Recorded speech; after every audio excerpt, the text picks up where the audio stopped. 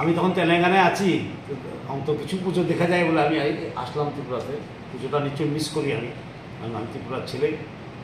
আর ত্রিপুরা একটা পুজো তো একটা ঐতিহ্যবাহী একটা ফেস্টিভ্যাল, ঠিক না? জাতি, বর্ণ, ধর্ম সবের ঊর্ধ্বে মানুষ পূজা করে, মার আরাধনা করে ত্রিপুরা রাজ্যে। আর সব অংশের মানুষই করে, জাতি, জনজাতি, হিন্দু, মুসলমান, খ্রিস্টান সবাই মিলে দুর্গা পূজার একটা উৎসব করি আমরা ত্রিপুরা রাজ্যে। বহুদিন ধরে করি, আর বেশ সুন্দরভাবে করি আমরা। আমাদের পুজো কিন্তু খুব সুন্দর। কলকাতায় পুজো বেশিও হয়, কিন্তু আমাদের এখানে খুব সুন্দর হয় পুজোগুলি। খুব বিয়ে করে সাংস্কৃতিক হয় দেখতে, আর আর্টিস্টিক হয়।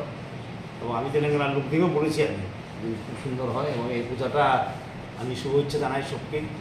যদি আমি পুজো পুরো দেখতে পারবো না, আবার যেতে হবে ফিরে আমার স্টেটে, কিন্তু আমি সবাইকে শুভেচ্ছা জানাই, আমার প্রীতি, আমার অভিনন্দন। এবং মার কাছে প্রার্থনা রইল আমার, সবাই যেমন সুস্থ থাকে, সুন্দর থাকে, ভালো থাকে। মা যেমন আশীর্বাদ করে সারা ত্রিপুরা রাজ্যের মানুষকে, সম্প্রীতি এবং সমৃদ্ধি যেমন হয় ত্রিপুরা রাজ্যে, সেটা আমি মার কাছে নিশ্চয়ই প্রার্থনা করব। এবং আমার সব ত্রিপুরাবাসীকে আমি জানাই আমার অভিনন্দন।